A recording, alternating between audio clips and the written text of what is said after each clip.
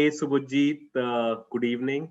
Thank you for joining in our one-into-one expert talk series. Glad to have you here. Yeah, thank you, Pratik. Thanks for having me here. Old student of Ivy, so it's been a long time, and it's great to connect back once again. Absolutely right. And I think we connected a few years back in Bombay.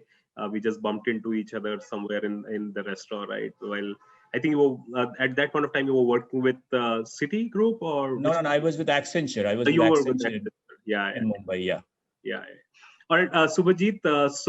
Just to tell everybody what the kind of background that you come with. So you spent, I think, approximately 15 years in the industry, right? And out of that, 7 or 8 years you were into banking, you were into operations, and then you joined Ivy's data analytics and data science program, and then I think you jumped into Accenture a few years ago. And then from there, you jumped into one of the world's leading financial organization as well. So you've had a heck of a journey. I remember you as one of the most sincere learner of our data analytics and data science program. And so I know you've gone through a lot of things and you've learned a lot of things and you've experienced a lot of things. So it'll be a great thing if you can share some of your journey and how did you start in the world of data and how we probably as Ivy helped you in that. So it'll be great if you can share that experience. Okay. Yeah. Thank you, Pratik, for this opportunity. Yeah, it has been a long journey for me. 15 years. That's quite a long period of time. 2005, I started working. I was with banking, with HDFC Bank. I have done almost everything in retail banking, operations, sales, you name it, I have done it. Then I moved to a Tata Group company called M Junction Services Limited, where I was into credit control and collections. By that time, I think analytics, the data science, and all those stuff were becoming a bit popular here in India. Still very nascent stage, but I was in hardcore operations and sales and all those kind of work. And then, as you would remember, or if you don't, let me refresh your memory that I became a victim of downsizing in Yeah. one of those companies. And then I approached you, and my back was literally against the wall. So I don't know whether your students would find my story inspiring or not, but many of my friends say that they find my story inspiring. So No, I it had is gone to inspiring. you. Yeah, thank you. Thanks for that. So I had gone to you and you had personally counseled me. I still remember that. And then I was skeptical because once I stepped into Ivy, I found 2-3 types of students. One were freshers, all fresh from CU and all those things, masters in economics or engineers or all those things, all those people. And there were other peoples like who used to do the classes primarily on the weekends, the working guys. They were all having good jobs, good cushy jobs in IBM, TCS, Cognizant, and all those things. I was neither here nor there. So in the middle of nowhere.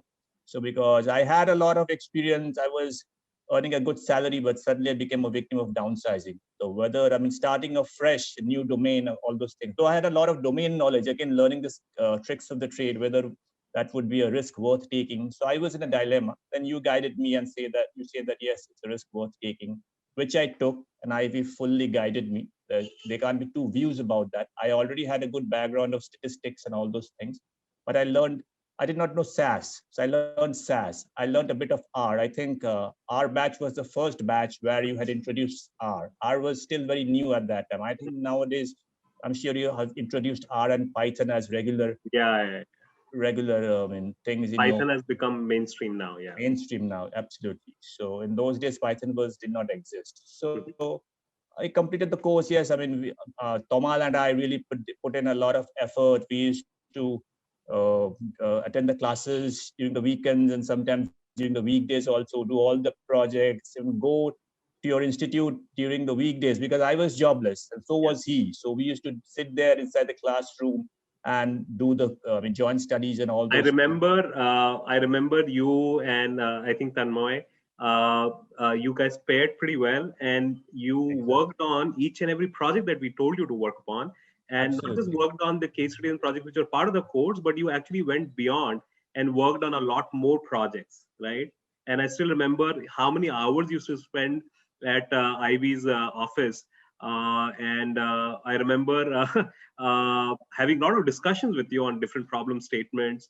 And I also remember one very unique thing. I mean, unique word. I mean, it just shows sincerity and being organized. Which is what we keep telling our learners as well, that not just talent help you, but more than the talent, being sincere and organized in that journey of learning is very, very important. I remember you made your resume the way we told you to make your resume. I knew you had 7 or 8 years experience at that point of time, but you heard us, and you put the analytics projects and the data projects much before, on the first page, much before your Absolutely. experiences, right? Yeah, I remember that. Absolutely. So yeah, it was. I think in one of those classes where you, tell people how to prepare resumes. For the other guys, it was easy. I think the ideal resume should be 1 page long. That's what you say. But I have got 8 years of experience. How can I put all those things in 1 page? Yeah, So yeah, for me, I had to extend it to 2 pages, but then I made it very crisp actually. So analytics projects came at the very yeah. onset and followed by my other experiences and all those things. And it did work for me. Those resumes did work And I for me remember because, you followed one more important instruction, I think, suggestion that we gave, that even if you have 7 or 8 years of experience in certain domain, you pick up the points which are relevant to analytics or to the data world, and you put those points, those experiences in exactly. your resume. That would be more beneficial. I think that's what you did. Absolutely. Yeah, yeah. That's that's what I did. And I did not take the help of any of the job portals, because nowadays they also render all these resume Yeah. preparation, resume writing services, but I prepared it on my own.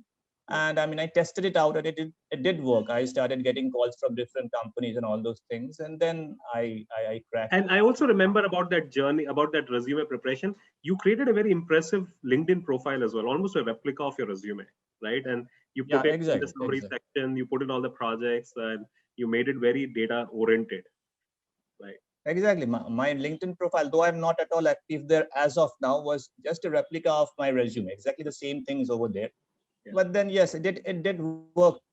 At that point of time, it did work. I don't know whether it would work now, but it did work. I started I getting think the calls, and principles, then yeah, the principles still remain the same. I mean, absolutely.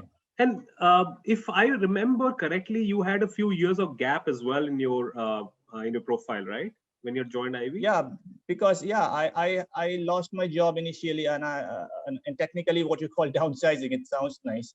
So and then I became a victim of downsizing. Then I started looking for a job, but there were not much opportunities here in Kolkata.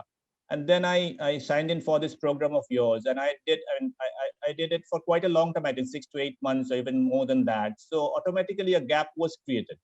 A Yeah. gap was created. But then again, I had nothing to lose. In fact, in that sense, I had lost everything. After working in, I'd worked for good big brands. I did not work for small, say, proprietorship Cool. companies. I had worked for HDFC Bank. I had worked for Tata Group company. M Junction was a joint venture between Tata Steel and SAIL, the biggest name in the industry. Right. So Right. I've worked for them, but unfortunately became a victim of downsizing. So I Yeah. thought that let me take this risk, and automatically that gap was created. But then that did not did not have much of an impact at the later stage, fortunately for me. Yeah. So that's how So, it was. so why don't you tell us about your first few interview experiences? I remember you had a long interview experience with I think Accenture, the company that you ended up joining just after IB, right? So, do you Hmm. remember that experience? Yeah, I remember that. Before that, I would tell, whoever would be who is listening to this, that I used to create my own profile in all the job portals of different companies. Actually, I am not by nature. I'm not a very proactive person. Let me tell you this. So, a politically incorrect statement. But my philosophy about life is a bit lazy and laid back. But for as far as job searching was concerned, I created my own profile, going visiting all the job portals of the companies here in Accenture. Also, I had created there was some opening in marketing analytics. I had created my profile and uploaded my CV. It was a long time back. I think 5 months, 6 months. There was no response from them. So then I had just noted down that reference number, and after that, suddenly got a call from the HR. They spoke to me for some time, and again there was a complete silence. Then, but I had the landline number of that lady, and I used to call her up, and she was kind enough to pick up the phone, and she used to check the Excel sheet and told me that no, his name is still there. It's not that you have been discarded. His name is still there. So it was a long journey, I think 8-9 months, and then there was one technical round of interview, which was conducted by who is now my colleague, Obhirup, who was my colleague in Accenture, Obhirup Bandopadhyay. He took my interview, and after that, the final round of interview was taken by the head of marketing analytics in Mumbai. Yeah. And then I think you had some interview with somebody from Canada or the US as well as part of yeah, Canada. This gentleman, the head of marketing analytics, head of analytics, I think, or marketing analytics now in Accenture, Shoykot Chakraborty. Okay. So he was in Canada. He had gone to Canada for visiting a client, actually, a client visit for a few days. So he conducted my final interview from Canada. So I was thinking, what's the hurry? He could have come down to Mumbai and conducted my interview. And that was the first time I used Skype. I had a Skype ID, but I had never used it, Pratik. So I mean, the user ID. I remember you called me up. You called me up, I think, a couple of days before, and you said, Pratik, attended a Skype interview. Yeah, we had good discussions on some of the important things to do and not to do, and you did follow that. Yeah. Exactly. That was first time I used Skype, actually. I had to a final job interview. So I opened my notebook and retrieved my user ID and password, and then I logged in. And at that same time, I think 6:30 in the evening, that gentleman called me, and we had a half an hour, 40 minutes interview. And after that, I mean, things became very smooth. And I mean, the day after, a couple of days after that, I received a call from the HR. I was driving at that time, that you have been selected. Now, as the HR says, now send me all the documents. So, okay, give me some time. I have to scan all those documents. And then I sent them the documents, and that's how the journey began. So that was quite an, I mean, eventful experience, I would say, in Accenture. So tell me one thing, Subhajit. If you remember that first interview that you had with Accenture, maybe that the interview process that you had, what kind of questions were emphasized upon at that point of time? No, whatever I have, like, I don't know what they would ask a fresher, but whatever interviews I have attended, I have seen that they don't ask you too many questions. They tell you that talk about one of the projects that you have done. Yeah.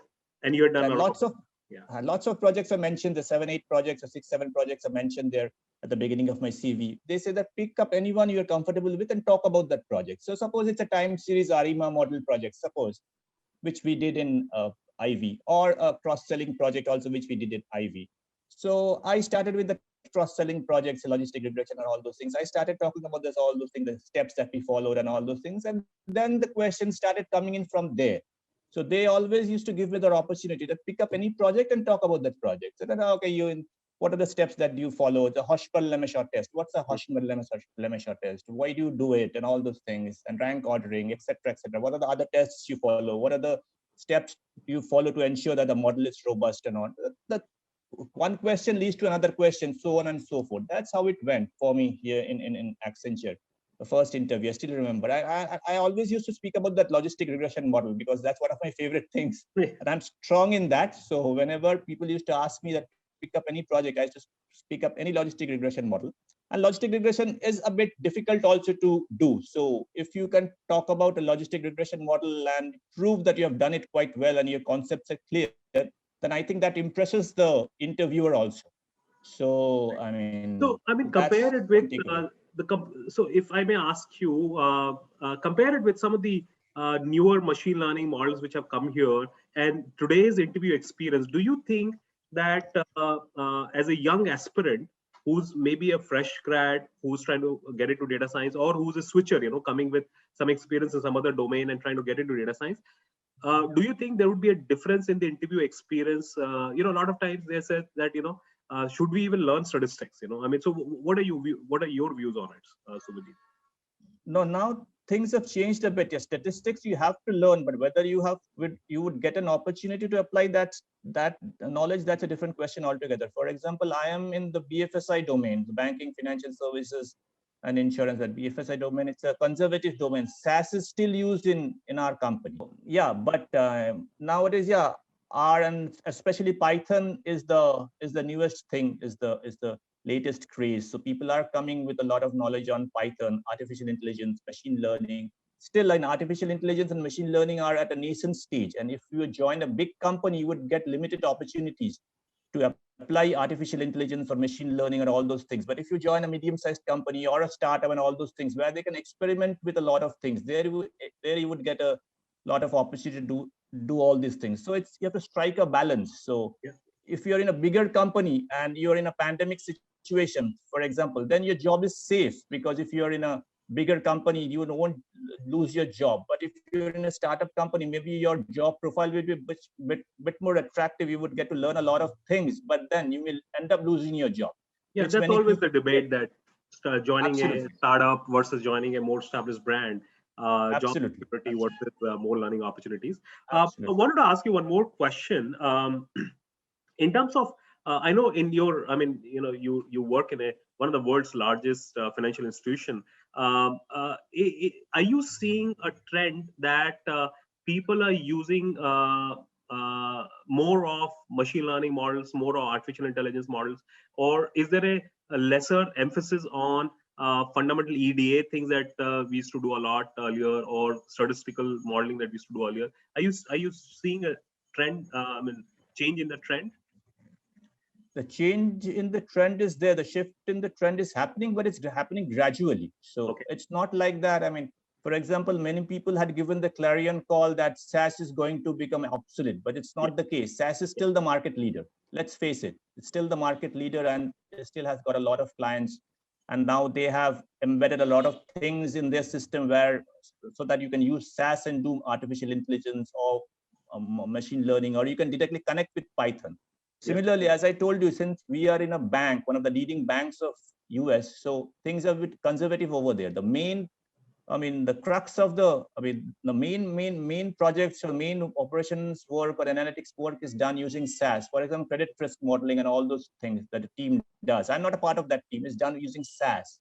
I'm part of a team which looks into customer remediation.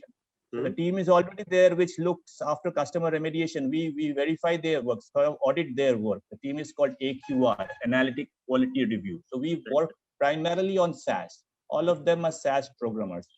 So we primarily work on SaaS. Not much of opportunity of modeling also for me in my current project, actually. It was there previously. But yes, the shift is happening. Maybe it's happening a bit more in other sectors than banking.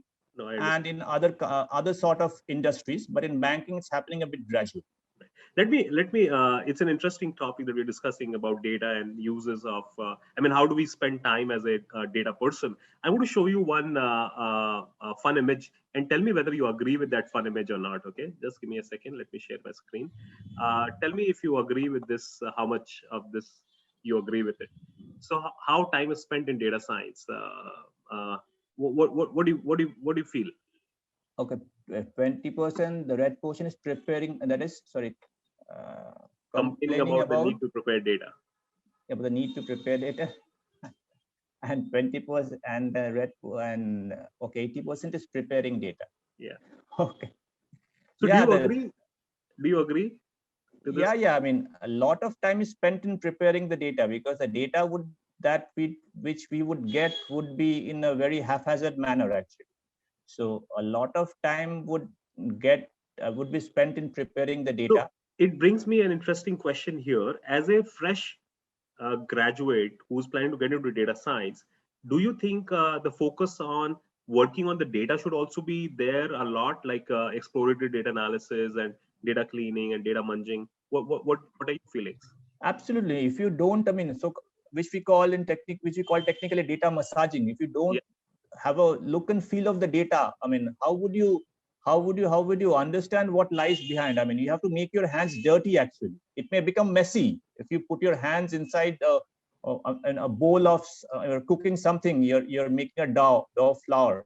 So you have to put your hand inside and make that dough so that you can bake a cake. But you have to use your hands to make it messy.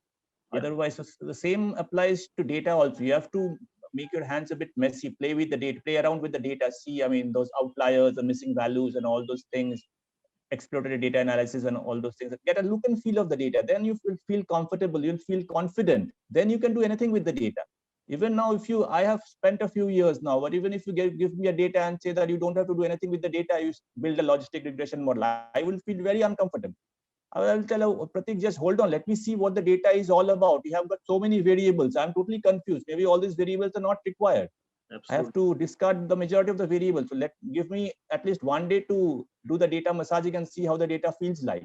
And then I'll start building the model. Building the model doesn't take that much of a time, but even preparing the data and getting a look and feel of the data, getting an idea of the data, that takes a hell lot of time. But sometimes youngsters feel frustrated about that. They want to do the cream of the job actually, and then put that in their resume and impress people, which is quite understandable. But they have to do it the hard way around. I mean, you have to. I mean, Sachin Tendulkar also had to spend years and years in the nets, and then score those centuries. So everybody has to. I mean, what should I say? I mean, go through that journey. Let me ask you one more question, Subhajit. What are your favorite interview questions? I mean, if you're hiring somebody as a fresh team member in your team, what would be your favorite interview questions? Look, anyway, so no, I have never been an interviewer actually, but the irony of the matter is that there are many managers, I mean, in the larger team which I represent, who are younger to me. So because of my experience, they talk to me and tell me that I am going to interview a few people. So can you give me some tips and all those things? Apart from technical things, that's okay. But apart from that, what should I ask this guy and all those things? Most of them are quite young. They are managers and they have in a position to take interviews because they joined the bandwagon much before I did. I was into industry. So in that sense, I lost 7-8 years. So they have been working in analytics from the first day of their life. So they have grown. And I have been a laggard in that sense of the term. But anyway, my story was a bit different, as you know.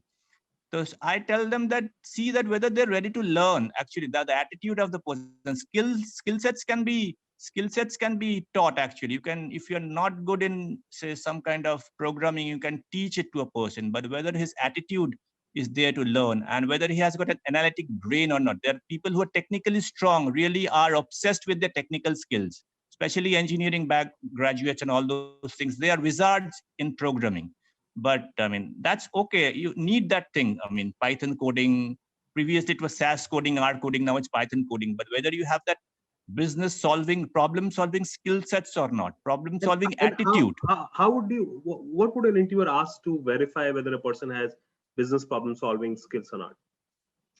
You can ask, apart from if he has done any analytics project, I mean, he can ask that question also to see what his approach was and then take a call. Otherwise, my general habit is to ask or tell others to ask something from his daily life. That has he encountered some kind of a problem in his daily life, not his professional life and his personal life, and how he has tackled that problem. That is also a problem. A business problem is not only a problem. Maybe that is a different problem. Suppose the police catches you for breaking the traffic law, and you know how things get messy here in India. How did he handle the police and all those things? Whether it was calm or whether he got into an altercation. So you may think that how is it related to analytics? How it is even remotely related to analytics? But from there you can get an insight about his brain, how that works actually. So people may find that this is not at all related to analytics, but to a certain extent it is. You can get an insight into his thinking, and that can give you an idea that if you now replicate the same model in analytics, that would also work. So that's what I'm trying to say. So, and otherwise, I mean, normal questions, business solving questions, if he has already solved analytics problems, that can also be asked. Okay. I remember, in my final round of management consulting interview back in 2003, I was interviewing with one of the big 5 consulting firms, and I was in Chicago, and the interviewer, an American, he asked me, one of the lines that was mentioned in my resume was that I was a avid cricket player, under 19, under 17 nationals and whatnot. And an American, for 45 minutes, he asked me questions only on cricket. And, I was confused as to why that person was asking about cricket, right? But we had a good, lengthy discussion on cricket and everything, commercial as well as how the game is played and, why the game is played for 5 days, right? As an American, you don't understand that concept. And I remember he hired me, and then we had a good chat once he had hired me 6 months later. And he told me the reason why I asked that question was that as a consultant, one of the main things that a consultant does is explain strange concepts to somebody else, right? And if you can Right. explain a strange concept in an interesting, in a fashion that any person and the other person is able to understand, and that's what consultants do, right? Absolutely. And In your resume also, cricket is strange. yeah, Cricket is strange to Americans. So you were able to, they don't play it, and you were able to explain it to them. And that is the reason why I think they hired you. yeah. I remember in your resume also used to write one line at the end that you would love to cook Bengali sweets. I remember that, right? And we used to have a lot of discussion as to what should be put in the resume as, as some interest, which was very unique, right? So have you ever faced any such discussion on it in any of the interviews or professional world? On cooking, that cooking line still exists in my resume, because I still remember asking you whether I should put it or not. He said that, yeah, definitely you should put it. Nobody has asked me on cooking, but though I am a very good cook and I have organized quite a few of those things. We have a Bengali group here in Accenture also, in Wells Fargo also. We organize get-togethers where I have got the opportunity to cook.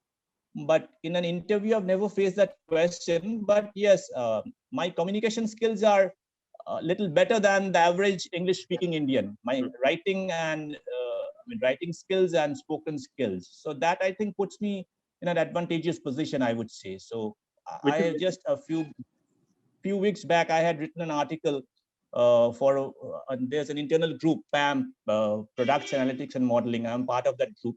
The life after pandemic, how it would spell out for India and all those things. So quite a few entries were there. 3 entries were selected. My article was one of them. So that was a proud moment for me. Very good. So yes, communications. That would put you in good stead, actually, if you have good communication skills. Right. Communication, and one of the reasons why those interests become important is that it shows how you are outside work. Plus, it also gives them a talking point, interviews a talking point to understand your communication and explanation skills. I wanted to ask you.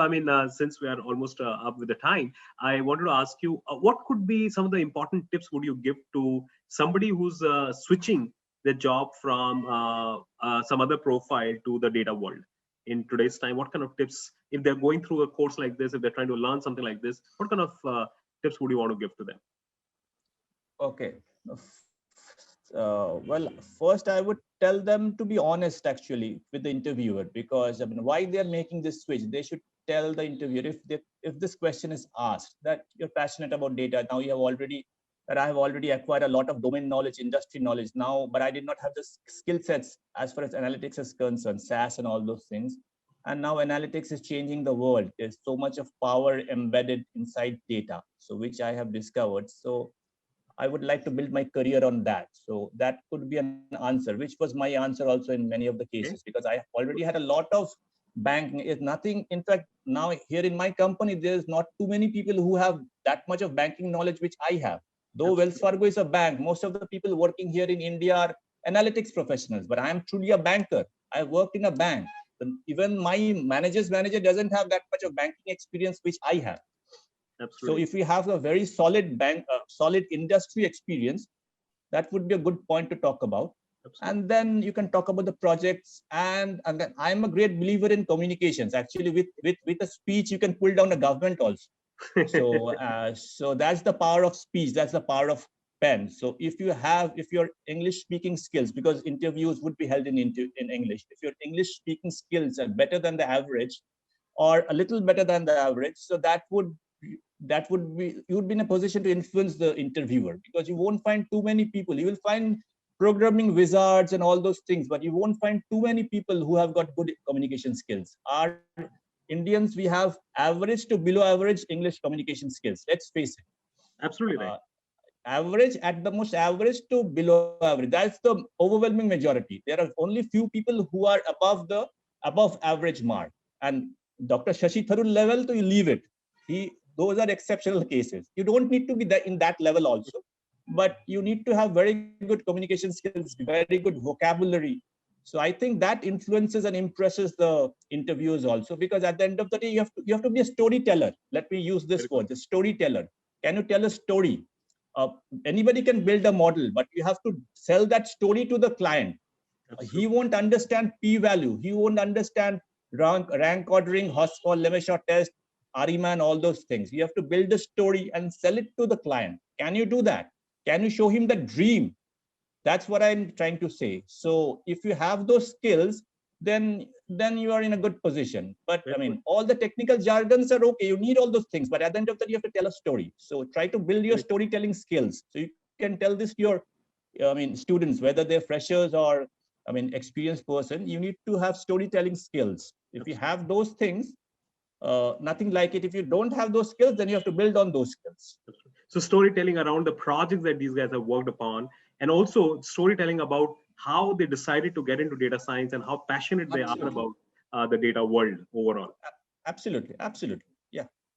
Storytelling. Yeah, because if it's a project based question, they have to tell a story about that. If it's a story about the life as a whole, that why do you want to, about the professional life as a whole, why do you want to make a switch? You are into a different domain or a related domain. Why do you want to come into hardcore data science? Then you have to again build a story and present it in a different way. So which impresses the interviewers. So Great. you have to, what are the politicians doing? They're selling dreams to us. Some are honest dreams, some realistic dreams, some are not realistic dreams, but then they are selling a story to us. Really. So you have to be a storyteller, otherwise it's very difficult to survive. So you have to build those skills. Very good point. Very good tip as well, that you want to be a great storyteller, work on your communication along with your technical skills.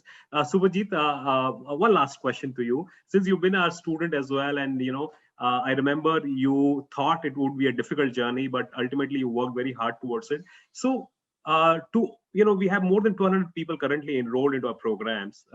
What tips would you give to those people who are actually currently doing IV's data programs? What kind of tips would you give to them?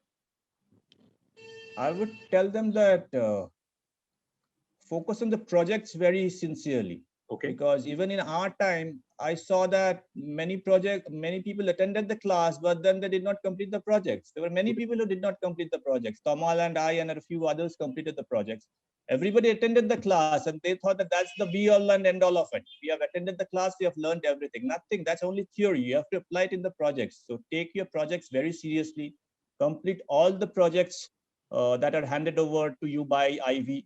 If possible, ask for extra projects and complete your complete all those projects so that you feel confident. You are going into a different domain. So the interviewer is going to ask you difficult questions. And he also knows that you will be a bit nervous, but then you should also be in a position to handle his questions with confidence to a certain level. And for that, you need practice. As I told you, even the greatest of the greats, Sachin Tendulkars and the Brian Laras of the world, have spent hours and hours in the net before they played the first Ranji Trophy match. Forget test match. So I have seen in IV, I don't know whether the situation has changed now, but many IV students take projects very lightly. They don't do the projects, they run away and all those things. And you as the faculty, as the head of IV, you cannot do much, because if they decide not to do the project, it's difficult for you to control also. They're all grown-up adults actually. Yeah. So now the special emphasis has been started to put into projects, and we have created a lot of avenues where they can participate in hackathons. IV has started with internship programs as well, where we do module-wise projects. We give them certificates as well. And in your time, we used to give all the projects. We still do that. Most of the projects we still give them. But now we started the concept of research projects as well, where module-wise the students are encouraged to work on at least 1 or 2 research projects where they only find the problem statements. They only build the problem. They only identify the data science problem. They build the problem statements, and then they work on it, and they create a presentation, and they record a video as well. And many of those people who are very good, we host those project videos on our YouTube channel as well. So, and we've seen tremendous opportunity being created with just simple thing. If you remember, in your time, we used to make you present in the class, right? Now we have gone social, right? We make them create videos and we make them publish in front of the entire world, right? And people comment over it. People like, people send likes, dislikes as well, and that gives them a lot of confidence and a lot of direction, right? Whether they are in the right direction, not right direction, and that has added a lot of tremendous value to their profile. But again, as you said very rightly, we still struggle to make 100% of the people work on those kind of projects, right? And projects are extremely, extremely important for any learner. Subhajit, thanks a lot for attending today's discussion, and humbling and an inspiring story. I know you have put in a lot of effort, hard work behind every success story. There is a huge amount of hard work that people put. I remember when you came to Ivy, you said that my back was against the wall, because of downsizing, you lost your job. I mean, cushy jobs. You were working with some of the finest companies in India, and you said that, Pratik, you tell me, and I would do what I tell you. You tell me, and you did exactly that and beyond it. So people do not understand that behind every success story, there is huge amount of sincere, organized, hard work, and that's the example that you set, and you are the role model for it. And I still tell my students that about your profile and how the kind of hard work that you put and made a success out of this opportunity. And since then, now you're working in one of the world's largest financial institution, and this is a inspiring story for everybody. So Vijit, it was pleasure hosting you today. Yeah, thank you so much. Thank you so much. It was wonderful to talk to you also, Pratik, after a long time, and sharing my experience, which I think maybe your students would find, if not inspiring, at least helpful. And thanks for everything, your guidance in those early initial days and all those things. Thanks. I'm indebted to Ivy and all of you and Ishani and everybody. So thank you for everything, Pratik. Thank you. And my good wishes to Ishani and the little ones. Thank you.